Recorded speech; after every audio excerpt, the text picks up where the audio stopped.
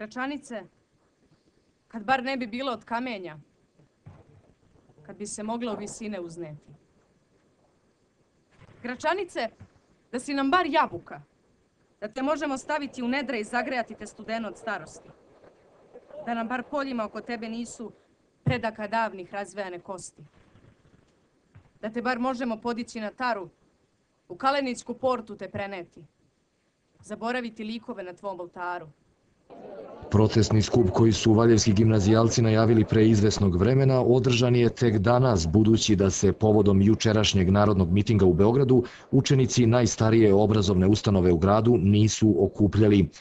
Nakon prepodnevne nastave skraćene za 5 minuta, oni su se obratili domaćoj javnosti uputivši vrlo jasne poruke što sugrađanima, što visokim državnim funkcionerima, apelujući usput i na savez takozvanih svetskih mirotvoraca koji su protekle nedelje smatraju definitivno formalizovali separatizam i etničko čišćenje. Vrlo dobro znamo šta se ovih dana dešava po pitanju Kosova i Metohije. U nedelju smo bili svedoci protivpravnog odcepljenja južne srpske pokrajine i nakon toga svojevrsnog presedana koji čini međunarodna zajednica, to jest one njene članice koje Kosovo priznaju kao nezavisnu državu. Ali o svemu ovome toliko već slušamo da je suvišno na ovo bilo šta dodavati. Ovim činom masovnog okupljanja želimo da javnosti pošaljemo nekoliko jasnih poruka.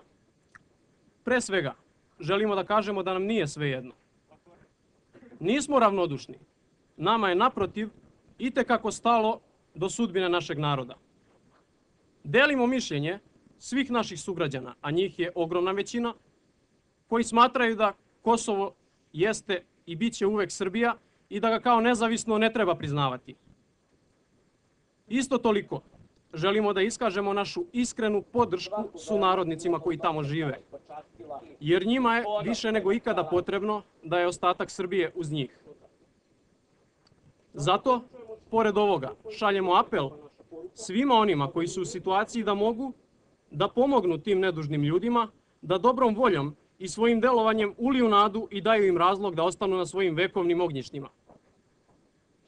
O tome koliko dugo su Srbi na tim prostorima najbolje će reći broj spomenika kulture, pre svega pravoslavnih crkava i manastira, za koje smatramo da ne smeju da budu i nadamo se da neće ni biti oštećeni, niti uništeni, jer oni su deo kako naše, tako i evropske i svetske baštine. Izuzetno je značajno da u ovom teškom trenutku sačuvamo dostojanstvo i budemo maksimalno pribrani i civilizovani, jer vreme je nažalost takvo da naša sudbina zavisi i od drugih, poručili su valjevski gimnazijalci, a potom se i gradskim ulicama zaputili ka crkvi Pokrova Presvete Bogorodice, gde su se pomolili za spas južne srpske pokrajine, koju će, kažu, braniti isključivo svojim znanjem.